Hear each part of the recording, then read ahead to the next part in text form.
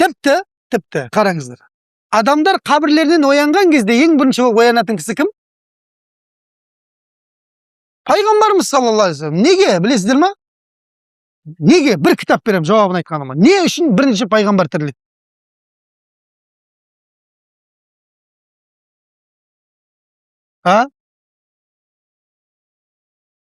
Ümmetine şefaat etу үшін, ümmetінен кешірім сұрау үшін, ümmet үшін кешірім сұрау үшін, ya?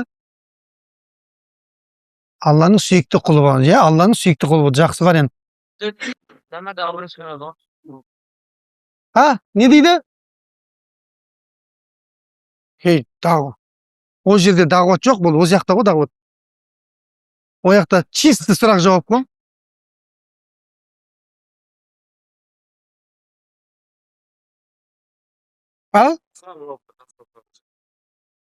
Сұрақ жауаптың қасында жобаласады, ya. Мына бауырым сізге міне.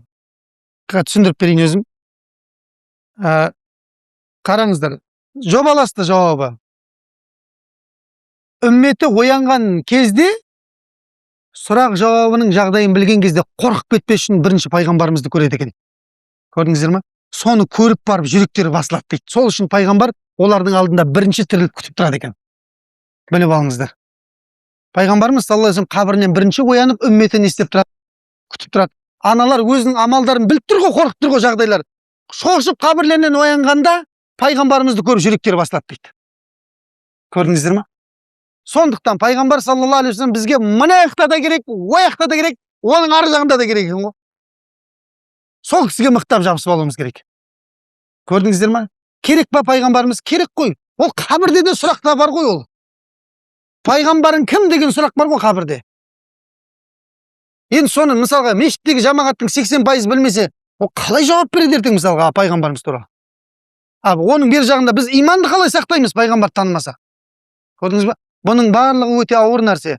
Сондықтан пайғамбар саллаллаху алейхи вассаламға деген біздің неміз болу керек? Махаббатымыз болу керек жүректе. Жүректің түкпірінде бір махаббат болу керек. Бағанағылардың бәріне махаббат толып тұр ғой. Дүниеге деген, басқаға деген махаббат ұрып тұр. Мына жаққа келген кезде ақсап қалып жатыр да пайғамбарға келген кезде. Көрдіңіздер ме? Иманның ешбір адам ләззатын тата алмайды дейді. Пайғамбарымыз саллаллаху алейхи вассалам хадисі бар. Ешбір адам иманның ләззатын тата алмайды. Алла және оның елшісі барлық нәрседен абзал, жақсы, сүйікті болмайынша дейді. Қараңыздар. Ешкім иманның ләззатын тата алмайды. Және не дейді? Бір сахаба келіп айтады дейді. Я Алланың елшісі, қиямет қашан болады деп айтады дейді. Осы сұрақ қой бәрімізге келетін. Мекке жап-жасыл болып кетті, қиямет болайын деп жатыр. Анау бүйтіп тұр, қиямет болайын. Бәрі қиямет шақырып жатыр, білмеймін. Дайын тұрған сияқты бәрі.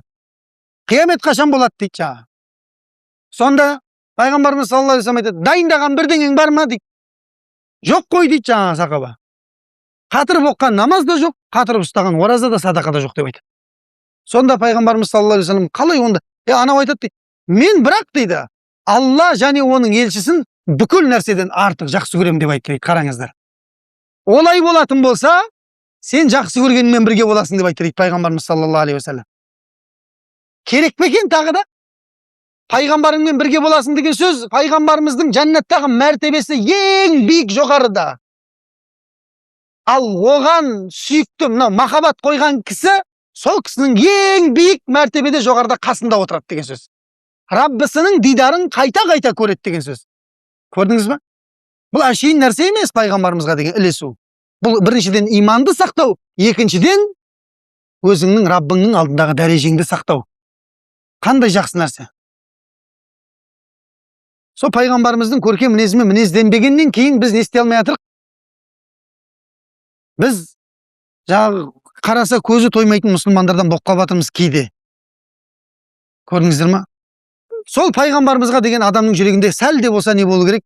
Махаббат болу керек. Міне жас балалар, қараңыздар, мен сіздерге қызық оқиға айтып берейін. Өмірде болған оқиған. Қарағандыда отырған кезімізде кеше Елдос деген ұстаз бар, мына Ұлытау облысының өкіл имамы. Сол кісі айтып жатыр. Бауыржан Әлиұлы деген ұстаз болған, марқұм, Алла рахымына алсын, қайтыс болып кетті. Сол кісіге бір жамағаттан бір кісі келіп айтқан екен, ұстаз, үйде проблема деген бар ғой, шашты ағартып жіберді деп айтқан екен. Проблема, үй деген, үйге уже барғым келмейді деп айтады екен ше. бірдеңе күтіп тұрады үйде дейді. Уже үй десе болды, жұмыс бітеді кешкісін үйге бару керек десе болды. Маза кетеді дейді кәдімгідей үйге баруға ше. Берекетті көтеріп тастады дейді Құдай тағала үйде. Не істеймін ұстаз деп келген ғой. Бәріміздің ішімізде мазалап жүрген сұрақ қой сол. Не істеймін ұстаз деп келген кезде Бауыржан ұстаз айтқан екен, бауырым, сен пайғамбарымыздың өмірбаянын бір күнде 10 беттен оқы, и тоқтатпа деп айтқан екен. Бір күнде 10 бет оқы деп айтқан екен. И оқығаныңды айтпа деген екен әйеліңе. Қарасаңшы, ана оққаннан кейін ішіңе сыймайды ғой, көрдің ба, Хадиша анамызды қарамайсың ба? Не сенікі мынау деп. Айтқың келіп өліп баратады ғой, айтпа деген екен соны, айтпа. Оқы, и жат деген болды. 10 бет, бірақ 11 бет оқыман. Сонымен бір ай оққан ғой, 10 беттен пайғамбарымыздың күнде өмірбаян оқиды, ұйықтайды екен. 10 бет оқиды, ұйықтайды. Болды. Бір айдан кейін жеңгешке кепті ғой жаңа. Не, өзің оқи бересің ба не деп. Не оқырсың сен осы деп. Оқысай бізде тыңдайық деп. Сонымен жаңа жеңгешкемен бірге оқыған, кейін балдарды қосқан, 2 айдан кейін жаңа семья басқаша болып кетті дейді. Қараңыздар. Ұстаздың келіп бір жамағат маңдайынан сүйіп жатыр. Ұстаз, Алла разы болсын, шайқалып кетейін деп тұрған семьямыз талып қалыпты дейді. Ей, маған емес, пайғамбарға рахмет айт. Пайғамбар үйіңе кіріп берекет кірді деп айтты дейді. Көрдіңіздер ме? Пайғамбар үйден шығып кетсе, үйден берекет кетіп қалады. Ол кісі тірі күнінде қалай берекелі болды Халима анамыздың үйінде. Дұрыс па? Одан кейінгі барған жерлерінде берекет болды ма? Ол кісі өмірден өткеннен кейін де берекелі. Ол кісі өзі еске алынған жерлерде де берекелі. Естен шығармаңыздар. Қай жерде пайғамбар айтылады, ол жер берекет болды. Ол кісі қиямет күні де берекелі. Одан басқасының барлығы қайтарылып жатқанда, оның ғана сөзі қайтарылмайтындай берекелі. Пайғамбарымыз саллаллаху алейхи уассалам. Көрдіңіз ба? Бір сираны оқып отқан кезде 10 бетінде қаншама салауат айтасың пайғамбарға. Үйіңе берекет кірмей не кіреді енді? Сондықтан мінекей бауырлар, бәріміз пайғамбарымызды тануымыз керек. Бәріміз пайғамбардың сөзін барынша барлық сөзден артық қоюымыз керек бауырлар. Менің мамандығым сол болғаннан кейін сіздерге осы туралы айтам да, не айтам басқа? Басқа нәрсе айтайын ба әлде? Басқа болмайды, бүлдіремін. Охота жайлы айтсам бүлдіремін. Міне қара. Пайғамбарымыздың қарасаңыз берекетін айтайын, қара. Қалай Михран деген сахаба болған. Михран деген. Сол сахаба бұл азат етілген құл ғой. Пайғамбарымыздың қызметінде болған екен. Пәленбай жыл қызмет. Дәрет су, анау, мынау бәрін дайындайды екен пайғамбарымыздың саллаллаху алейхи уассалам. Сөйтіп, күндердің бір күні Табук деген шайқас болады. Естулеріңіз бар ма? Табук деген шайқас? Пайғамбарымыздың неше жасында болды Табук деген шайқас? Бірінші айтқан адамға. 62 деген кім? 62 деген? Сіз ба 62 деген? Ей, машалла. Мінекей бауырым. Бірден айтты, 62 жасында деді.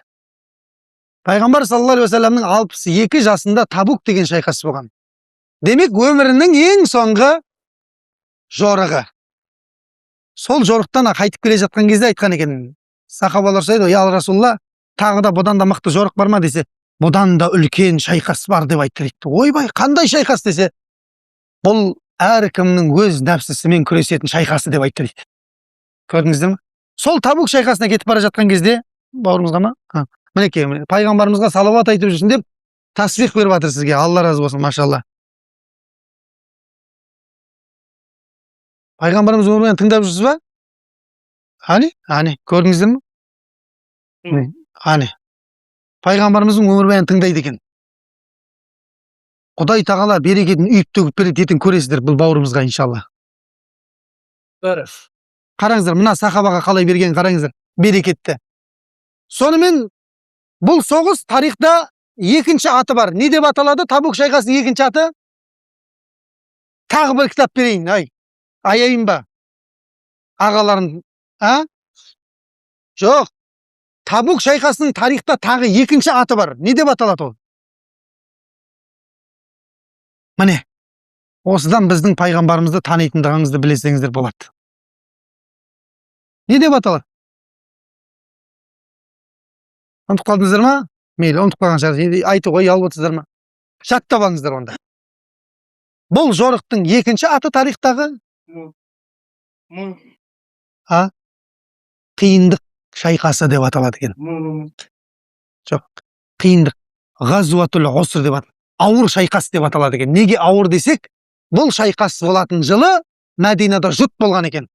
Сахабалар не мініп баратын ат таба алмаған, не қару жарақ салатын көлік таба алмаған. Қараңыздар. Сол үшін бұл ауыр шайқас. Кейбір сахабалар ойлап қалған, біз барамыз ба, бармаймыз ба, қалай болады екен деген сияқты ойлап қалған. Үйдегілер қалай болады екен бала шаға деп. 600 ба 700 километр ғой Табук деген. Қарасаңызшы. Соған кетіп бара жатыр. Жаздың аптап ыстығы. Сонда бір-екі түйеге жүк. Бір-екі түйелік жүктірді қару жарақ бәле матар құрал сайман. Михран деген сахаба жүгіріп жүр былай да былай. Жүгіріп жүріп пайғамбарымызға кетті. Я Расулалла, мынаны қаққа саламыз дейді ғой. Не істейміз мынаны? Көлік жоқ десе, пайғамбарымыз айтты дейді саллаллаху алейхи ва саллям. Ей Михран, сен көтересің деп айтты дейді ғой. Машалла. Екі түйенің, бір түйе или екі түйенің жүгі. Сонда Михранның, Алланың елшісі, мен мына түйе көтере алмайтын нәрсені қалай көтерем мен? Белім грижа шығып кетеді ғой, мен үйтак өзім әреңдігінде жүн бөлейін деп айтпаған ғой жақ сахаба. Көрдіңіз бе? Басқа біреу болса айтып қою мүмкін бе сөйтіп. Солай айтпағанда, болды деп айтады дейді. Бопты дейді ғой бұяқта. Дәл солай, бопты. Я Расулалла, Алланың елшісі, бопты деп айтады. Сөйтіп, жаңағыны көтерді, Табукқа қарай кетті дейді ғой. Жаңағы километрдің бәрін сіз барды дейді. Бір кезде анаяқтан Византия империясы соғысқа келмей қалды дейді ғой. Қайтадан көтеріп алып қайтты дейді. Туда обратно алып қайтқан ғой. Сонда сахабалар сөйледі, сен қалай көтердің десе, білмеймін, үстімде жүк жоқ сияқты, зонтик сияқты деп айтады дейді. Не себепті білесіздер ма? Мұғжиза ғой, пайғамбарымыздың сөзі. Егер де жаңағыдай қылып айтқанда, қалай көтерем деген кезде көтере алмай қалады дейді ғалымдар айтады. Қалай көтерем мен, я Расулалла деген кезде, оны көтере алмайды дейді ол. Көрдіңіз бе? Сондықтан ана жаңа сахаба барып қайтқан кезде пайғамбарымыз айтқан екен. Ей Михран, болды, сенің атың Сафинатус Сахара. Сен Сахараның кемесісің деп айтты дейді. Сен Сахараның кемесісің деп айтты дейді. Шөлдің кемесісің деген ғой. Қараңыз. Сонымен пайғамбарымыз дүниеден өтеді. Бұл кісіге өте ауыр тиеді. Өйткені көп күндерін, түндерін пайғамбармен бірге өткізген. Сондай ауыр Мәдинада өмір сүру қиындайды. Тас дейді, Мәдинадан шығып, теңізге саудагерлермен бірге шығып кетеді кемемен. Кеме теңізде аударылады ғой. Кемедегі бүкіл саудагер өледі. Мынау бір таяқпен аман қалып қойған дейді. Бір таяқпен аман қалып қойған дейді. Сөйтіп бір островқа, жағалауға, аралға жетсе, аралдан бетіп көзін ашса дейді, бір арыстан кеп тұр дейді ғой. Болды ғой.